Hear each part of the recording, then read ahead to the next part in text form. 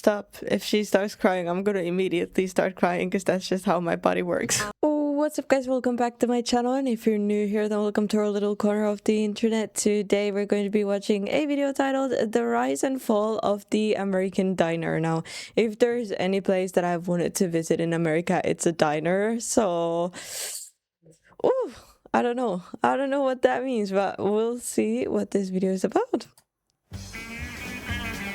This is the kitchen behind Pancakes. Yum. one of America's largest diners. Tops in East Newark, New Jersey, serves 13,000 people a week. Customers travel from all over the world to chow down on its 325 menu items. I not only like Tops, I love Tops. New Jersey is the diner capital of America, boasting more than any other state. These iconic restaurants, clad in chrome and marked by neon signs, used to be all the rage across the U.S.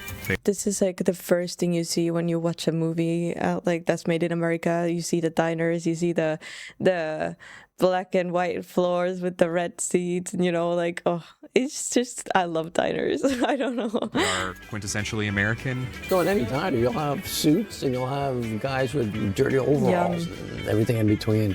But now, traditional diners are disappearing. I mean, yum to the diner, not the guys in overall. I mean, I wouldn't know, but I was commenting about the food.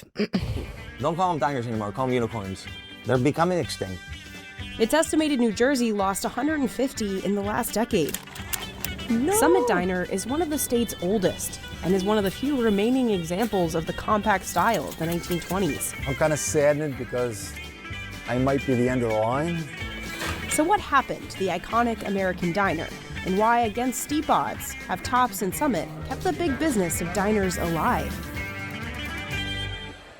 I don't understand. I can't find any reason why diners would not be a thing. I mean, that's like, I don't get it. Because all the tourists that come there want to go to a diner. I mean, so many people go to diners. Why would it fall? I don't get it. What is the I went to reason? Tops on a Wednesday morning, thinking it'd be a little slower.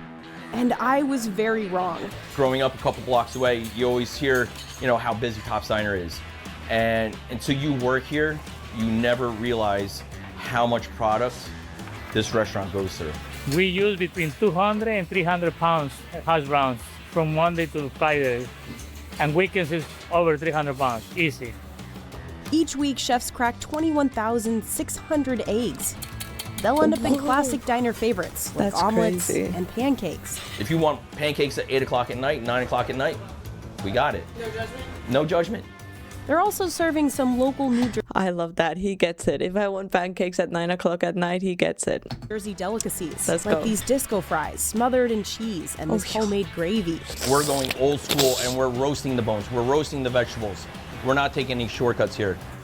The dish is so popular, each week they go through 2,400 pounds of fries. We need a walk-in dedicated just for French fries. We need a fryer just for French fries. It takes a team of dozens of chefs rotating through these kitchens. They have to be ready to fire just about anything. People are ordering pastas, with Alfredo sauce at 8:30 in the morning. I don't know about the no judgment part. Why is it weird that it's 8:30 in the morning? If I want Alfredo for breakfast, I'll get Alfredo for breakfast, okay? No judgment, huh? The original Tops, founded in 1942, was a lot smaller. My dad, he was Mr. Tops. He would be serving coffee in an Armani suit.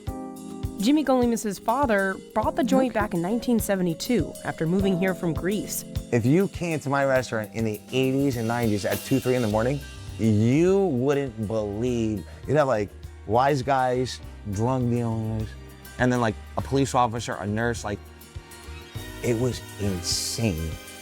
Jimmy's dad remodeled twice, but the big transformation came in 2020. Jimmy and his brothers took out a $15 million loan to rebuild, adding takeout and more seats, parking, and kitchen space to keep up with soaring demand. Today we're bringing in the world's biggest drink corral. But then the pandemic hit. We lost my dad during COVID too. Oh. It broke us, it broke us. To honor their father, the brothers got the new space up and running. It's 3 times the size of the original. This is your typical like diner configuration line. What we did was we stretched it out a little bit. There's no backstation, no one's hiding in this whole restaurant. So everyone that works here is at the same level. The working conditions are a lot better, and that's important. Or else, how are you gonna last? At the old diner, you ready? It's like 120 degrees in the kitchen, guys. You'd see line cooks, right? That started like first day, and they would be like, I'm taking my break, and they never show up again. This area is for prep. Oh my God, that's crazy. Kitchen work is really hard though. Like it's so exhausting. Anyways, that like if it's a hot kitchen, I believe that. I believe him, but Here, chefs are boiling loads of spaghetti, smashing dozens of avocados for guacamole, and hand wrapping these Philly cheesesteak egg rolls.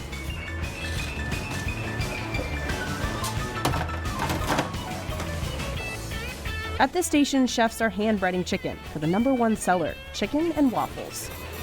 They're also dishing out creative takes on typical diner fare, like Latin steak and eggs and Mexico City burgers. I would say the menu here, it's probably the most expansive diner menu in New Jersey. This is so overwhelming, yeah.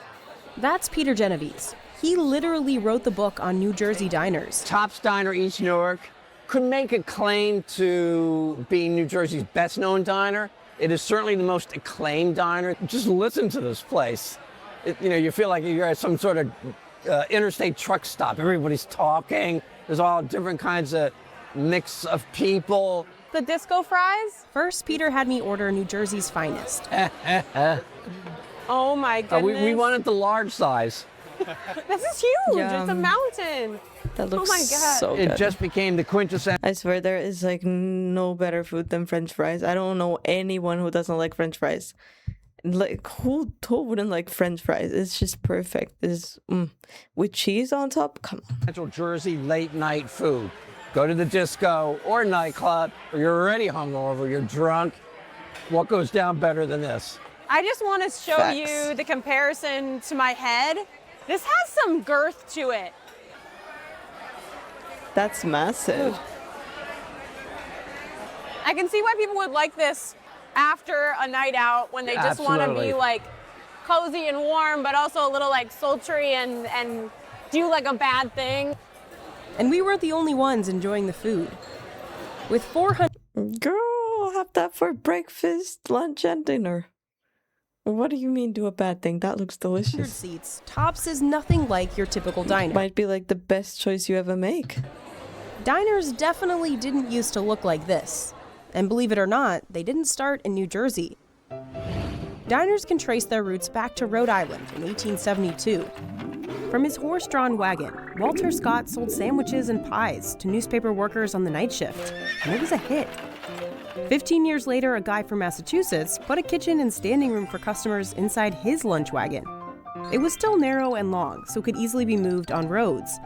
Then in the 1910s, diner manufacturers like Jerry O'Mahony from New Jersey popularized a larger stationary lunch wagon. These were for breakfast, lunch, and dinner. They could be ornately decorated with stained glass windows, varnished wood, and custom lettering. These were so fancy, owners started calling them diners, possibly taking inspiration from the fabulous dining cars on trains. Jerry O'Mahony and dozens of others in New Jersey opened factories to pump out thin, prefab diners that were the perfect size to be shipped by rail or pulled behind a truck across the country. They were wide enough for only a kitchen, a counter, and a few stools. Post-World War II was the golden age. It's estimated that 20 prefab diner manufacturers had popped up, shipping out more than 6,000 across the U.S. Up to a third of them were New Jersey That's made. interesting. Then diners began moving from city centers to the suburbs and getting bigger. Highways are expanding, car ownership is huge.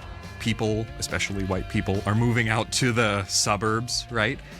They wanted cheap, hot meals, but on the road. And so that was a niche that a lot of diners filled once driving became such an integral part of American society. So why are they failing then? It's still such a big part of America. Driving is like, it's everything there. So Oof, I really want some food right now. I'm getting so hungry watching these videos. Which is why New Jersey was a perfect place for diners. It had the best highway system in the country. The state was densely populated with working-class folks looking for affordable eats. And it was a natural stopping point for travelers between big cities like Washington, D.C., New York City, and Philadelphia. Around this time, a lot of Greek immigrants from war-torn Europe worked their way up to owning many diners. It was a pretty easy way to start a business. You could buy a prefab diner, have it show up. If your English wasn't great, that was okay because it was sort of very domain specific. You just needed to know the menu items. Their restaurants were known for colorful booths, easy to clean stainless steel, long Formica countertops lined with stools, tiled floors, and neon signs that grab drivers' attention from the road. With their bright colors and cozy feel, these restaurants became a symbol of American optimism in a lot of ways. I think the diner to people outside the US is often seen as a quintessentially American thing. A grilled cheese or a hamburger or eggs and toast and bacon in the morning. Ooh. That is sort of the baseline of American food. You'll see diners as the backdrop for classic films and TV shows like Grease. This is so like if diners actually like went out of business everywhere, it would be so sad. Like, no, just no. American Graffiti. I don't know. And Gilmore Girls. 8 million people live in New Jersey. I would say 70 to 80% of them have been to a diner at some point in their life. That's how integral diners are to the Jersey experience. I need to live my mental romance when I go to America, and then I fall in love and I go to a diner and drink strawberry smoothie from 2 straws from the same cup in a diner booth, and yeah, then leave and never to be seen again. Yeah. Despite becoming an American icon, diners started stumbling well before they graced the silver screen. Jerry O'Mahony shuttered his business in the 1950s, just as big fast food chains were launching. McDonald's opened its first franchise restaurant in 1955. 10 years later, it had 700 locations. Burger King had around 250. These fast food chains were cheap and they were fast.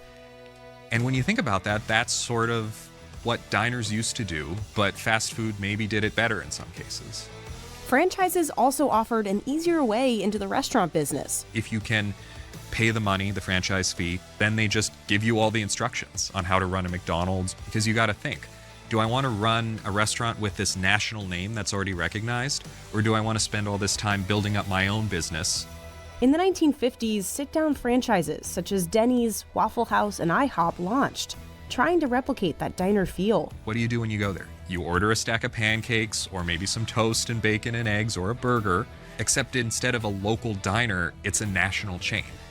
Cracker Barrel popped up in 1969, aiming to lure motorists off the highway. Those took aim at the same business that diners had always tapped into. Diners responded by adding pages and pages of new menu items to capture. But it's not the same thing, because like when you go to a fast food restaurant, you'll get like whatever they're selling, like fried chicken or burgers or, you know, whatever it is that they're selling. When you go to a diner, it's like more diverse what you can get, and it's more wholesome, more homey, and it's not the same thing. That makes me angry. Sure, changing tastes. But it wasn't enough. By the 2000s, the number of diners in the US had dropped to 2,500, less than half of the peak. Some prefabs had fallen into disrepair, and owners of the oldest ones were dealing with nearly century-old buildings. A lot of the companies that made these prefab diners just aren't around anymore. So you can imagine if you're an owner of one of these diners and you're still trying to run it, where do you find replacement parts? It's probably kind of a hard task.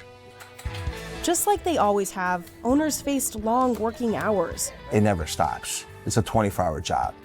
But now, diner bosses are up against headwinds such as labor shortages, rising rents, and soaring food costs. This will be the last business on earth I'd want to be in. In the last decade, it's estimated New Jersey has lost 150 of them. There's one in Route 22, actually, they closed. And it's sad because it's part of the United States culture. that you see a lot of places closing down is nobody wants to put the hours and the work into doing this, so. And while these iconic American eateries seem to be struggling across the state, this one has... Let's open a diner, guys. FGR Dine-In. Oh, how about that? With like Fendi, my dog Fendi could be the logo of it. Uh-huh. Everything would be pink. Wait. Oh. Okay, that's a business idea. Don't steal it. Survived for almost a century, and we're gonna go figure out why. Summit Diner, built by Jerry O'Mahony Diner Company, is one of the few remaining examples of a prefab. Raj, that's you, right? Yes, sir. Give me 10. It's tiny, with just 40 seats inside, but it feels like a movie set. The diner opened in 1928, and legend has it, Ernest Hemingway ate here. I wasn't around, so I can't tell you. Owner Jimmy Gerbieris' family bought Summit Diner in 1964 after immigrating from Greece. He started working here when he was 19. That's my dad's brother, my Uncle John. When I started, 1980, I used to have limos parked from front 2 blocks up. I mean, they used to run the financial in New York. And then with every crash, it got less and less and less. And now I depend on the everyday guy that comes in here, construction, all that kind of stuff, the workers. Unlike his shifting clientele, the inside hasn't changed much in the last 90 years. Everything in here from 1939, the tile. The wood is all mahogany. Black Italian marble, 1939. The stools were here. Those are the original tables from 39. Even the tops, the black tile, I had to put in because I couldn't replace it. You know, of course I had to redo the Formica on the ceilings because it got real dingy. My father-in-law cleaned everything with Easy Off. And it killed it. Just ate through it. Jimmy even rings up orders on this cash register he estimates is over 75 years old. Cash only, of course. Wow. Now we're writing notes, but back in the days when I started, it was singing. 2 eggs over easy, corned beef hash, 1 side of sausage. You just have to memorize. So it was crazy. And still we don't have credit cards, we don't have a calculator and pen, that's it, that's all you use here. This classic look and feel has earned the restaurant a lot of buzz lately. I guess it's just the nostalgia of it. Tour groups from all over the world stop by. Peter named Summit the best diner in New Jersey. If somebody from out of state, from Idaho or Missouri, they said, take me to a Jersey diner, I've never seen one, take them here. I love it. I love the fact that they've kept everything as it has been before. Like you can tell even the curtains and everything is from back in the days. It's really, really cute. I don't know, I love it. This is a very sort of classic 30s, 40s diner. You know, it's not like the Tops Diner where the menu's the size of a telephone book. Jimmy has barely touched the menu, stretched across the top of the diner.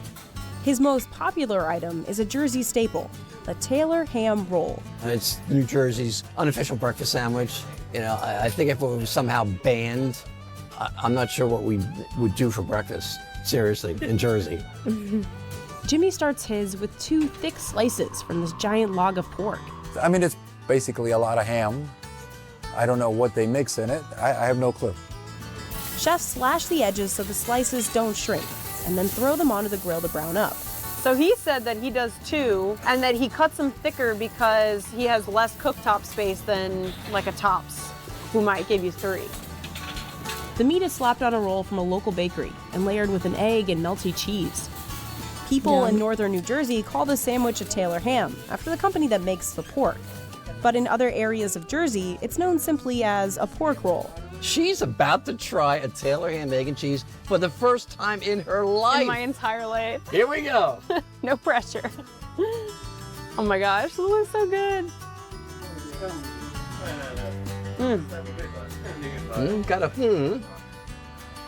Somehow it tastes nostalgic, even though I've never had it before, if that makes sense. You got salty. Oh, it's so good. The cheese carries a lot. You got to go to Jersey if for at least one reason, the Taylor ham sandwiches. Really good coffee and really good unidentified processed pork. You did good, Jimmy. Despite all his years slinging out Jersey classics, Jimmy says there are some things he would never put on his menu. Avocados, one of my pet peeves. I mean, I can get it, do it, but we don't know how to work with it, and it goes back. Avocados? Why not? One of my pet peeves. I mean, I can get it, do it, but we don't know how to work with it, and it goes bad. If the avocado toast ended up on their menu, that would pretty much be a sign of the apocalypse. Which is why Jimmy sticks to the classics. 45 years, I think I got it down. This is what we do. His tiny grills are loaded up with homemade corned beef hash, pancakes, and omelets. How many eggs do you think you go through on a Saturday? On a Saturday, close to 2 cases, which is a case is about 30 dozen. That's about 720 eggs. That's not bad. For a little place like this, that's a lot of eggs. And a lot of running around. I don't know where all these people come from on the weekend, Friday, Saturday, and Sunday. It's a zoo. You might have to wait 20 minutes to get your meal, which that was unheard of. They got to realize, it's a 5-foot grill. Mate, I'll do the counter. You do this. Good morning. What is it? Hey, good. How are you? Even on this busy Wednesday, the rest of our food came out within 10 minutes. We got the healthy diet going here, right? Yes. You see the avocado in there anywhere? I heard avocado's gonna be on the menu soon. I gotta say this because I gotta get it out of my system, but I just recently saw a video about what avocados taste like. If you know, you know. If you don't know, then don't look it up. But like, there's this thing where avocados taste a lot like something, and it's very accurate. And I just never have seen avocados the same again afterwards. Yeah. That's what I heard. Sources tell me. Oh, no, never. Never. So where's the Greek influence in this food? The cooks. Actually, there's oregano There you go. in the corned beef hash. I love that. I love the crispy bits in the potatoes and the hash.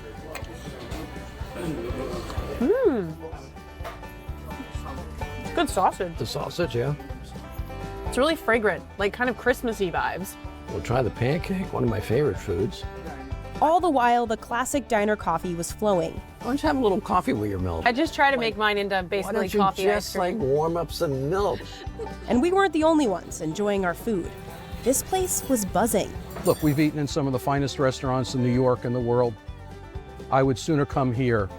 It feels like Jimmy and his staff are really important to this town. It's an icon, and Jimmy is kind of an awesome guy, so they go together really well.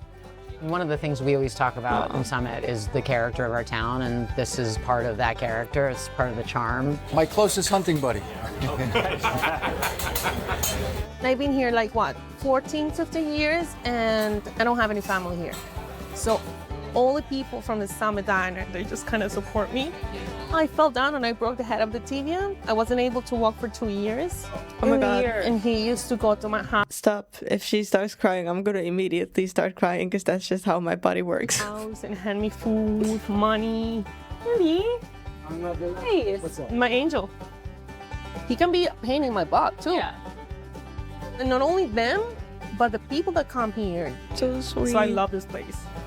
Despite all the love, Jimmy worries the restaurant might finish with him. I overeducated my kids. Nobody wants to do this anymore. I have to hand it down. I'm kind of saddened because I might be the end of the line. Could it be Summit without Jimmy though? I don't know, but I might have to because my wife is getting a little anxious to start traveling. I'd be heartbroken if there wasn't somebody taking it over. I think the town would rise up in arms if somebody decided to tear it down. It's getting harder to run, finding help to run the business. You need a lot of people to run a diner. Then there's the soaring food prices. Eggs you heard about. Before COVID, we were paying $1.20 a dozen. It shot up to $8.60, I think, the top. And now we're like $3.75. That Taylor ham was under $3 a pound before the pandemic. Now we were paying $4.75. Did you have to raise them at all? I did. I had to do it after COVID because everything went up, but my prices are still not bad. But it seems Summit's not alone in this challenge. In the last couple of years, there have been a couple of dozen diners that have closed and not reopened or torn down. Some diners are just sitting there waiting for a buyer. I don't think there's a sort of disease or something that's working its way and eliminating diners one by one. And I think It's really like sad that nowadays having a diner maybe isn't as how would you say it? Like it's not as doesn't give as much as you work for. Like it's not I don't know the word right now. But I guess like the people who would have diners are the people who have dreamt of having a diner and you know like really love the work. But yeah, I wish there was a way to change that because I don't know, diners dying out is like so sad. It's like part of history just going away because people don't want to work with no, you know, reward. just happening in the restaurant business in general. When diners close, the loss can hit communities especially hard. They're not just restaurants, but they're a piece of history that we're losing. You could go to a diner, get a decent meal, and meet people who lived in your neighborhood, right? You become a regular, you know, you feel a sense of belonging. And I think this is something we've lost a little bit in America. You know, waitresses, they don't know you and they call you honey. I love that. That's why when Tops introduced a much bigger, louder concept, it shocked lifelong customers who were used to the cozy, homey feel of the original location. More people on the older side miss that small, intimate feel. But once the check comes, I walk over to the table and they're happy. Tops' new space still pays homage to its past, with its neon sign out front, chrome details, bar stools, and booths. I didn't believe in getting rid of the good stuff. I just wanted to change the culture and work more efficiently. But those changes seem to stretch the definition of a diner. For one, it's huge, a far cry from the skinny eateries of the 1930s. And it's got liquor. Bartenders sling out cocktails. Espresso martinis at a diner? Okay, I like it. Any time of day. We got a DJ spinning over here. I'm bumping music. Tops also has its own butcher room. We cut our own meats. We also have meats cut from us, from Pat LaFreda, who we use. And a bake shop on site. Okay, cookies here. What are we cooking in here, guys, right now? We got cheesecake and tres leche. That cheesecake right there? Yeah. So that's like your old school classic cheesecake. You know, we got it in a water bath. It's the same way we've been doing it since the 70s. We got the recipe from the Claremont Diner in Newark. We're talking like Mount Rushmore of diners. It's not just for our dessert menu. The Big Shop makes all the pancake batter, the waffle batter, French toast. You know, they juice over here. They do syrups for the like. There's so many things that they do that help the restaurant flow. This tres leches is one of their best sellers. But it's not just the cake. A lot of the menu takes inspiration from well beyond New Jersey. You'll be coming here for months and you'll never try the same thing. I'm seeing jerk chicken, Yeah. huevos rancheros, a Dominican breakfast, eggs Italiano, the meatloaf, chicken parm, I love the meatloaf. panela vodka, a Mexico City burger. These are what, cheesesteak egg rolls? Yeah, cheesesteak, Yummy. you know, it's a South Jersey thing. I love the diversity in that diner, but it looks like way bigger than the other one, obviously. The other one was more like a classic diner, and I love that too. But this is definitely like you can find anything here, I guess. So a little like Philly, Even cocktails. Asian, but somehow we're in New Jersey combination. Yeah, there's no special way to eat it. You can have the chicken separately from the waffles. You can put the chicken on the waffles. Chicken Yeah. looks good, like nice and crispy. Kind of tastes like a grandma's back there cooking this chicken and waffles. The Latin eggs were delicious. Oh my gosh, there's a tortilla underneath here. That's so fun. So you've got some chiles, you've got pickled onions, some salsa, tortilla, peppers, avocado. It's fun to see the avocado because Jimmy from Summit said he would never touch it, you know? And here there's avocado toast with salmon on it for like $20. So I feel like there's room, pun intended, for creativity at this diner that I don't know if Summit could venture into something like this without an uproar, right? We would never have cheesesteak or spring rolls on his menu. Why do you think Tops can get away with this? Well, they're so big. They order so much in volume, so they can order a lot of different things, throw it all on the menu, see what works. You need the volume. I need to make enough income so I could do what I need to do, because how then can I experiment? This isn't the first time Tops has broken diner tradition. In 2006, it stopped opening for 24 hours a day. It was like breaking news on... Excuse you, mother trucker. I'm joking. On CNN. Other owner call up, what's going on? Is it dangerous at the time? No. Another thing that sets Tops apart from other diners? It's a little pricey. I mean, chicken. I mean, a $7 latte? Yeah. Yeah, chicken dishes, $25, almost $30. Spaghetti dishes, $15, $20. While pancakes here are only a few dollars more than at Summit's, the omelets, disco fries, and egg platters are almost double the price. You know, they're reasonably affordable, but some of the eggs gotta pay the mortgage. But all these changes seem to have worked. I like the ambiance. I like the people. I'm here every time I'm off from work. The food is delicious. You know what I will say is I do think that this has a younger audience than Summit. And we went on the same days at the same time. Look at what I have. I got 180 parking spots. I got a 16,000 square. But this is like the Vatican. That's crazy. Right? And I want to like... That's almost like a restaurant with a diner experience more than a diner. Right? Like it's like it's turned into a restaurant. Kind of reminiscent the diners. Like the Acropolis. Yeah, I should have said the Acropolis, right? I think a lot of people see the size of this place and they're like, man, not diner anymore. You know, like what? Yeah, always. You're not a diner. You're not a diner. You're not that. I don't care. I love it. Look at the menu. I mean, it's a diner menu. I don't know. I don't know what we are. We're the unicorn. I think in America today, you see diners like Tops that have pushed the envelope a little bit on what a diner can be in order to remain relevant.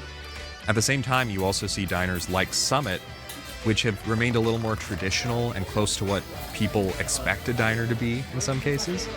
And there's room for both. Peter sees this as a sign that we don't need to worry about diners completely disappearing. Diners are forever. I mean, I really believe that. You know, will there be more diners closing in the next couple of years? Sure. But a diner can thrive anywhere. These places do feel like unicorns. More than a business, they feel like community centers for friendly folks from all walks of life to converge over a cup of coffee and a stack of pancakes. I'm fortunate and grateful because I have them as my bosses, and the people here are very, very nice. I hope these keep us going. I love her so much. I cannot. Like every time I hear her talk, I want to start crying. Till 100 years, probably.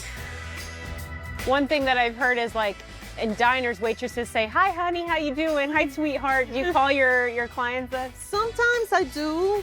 When I do it, it's because I'm hungry. I'm like, yeah, honey, I'm coming. I'm coming. Yeah. I'm coming, honey. What a sweet video. I mean, American diners is one of the experiences that you just need to have if you go to America. Come on.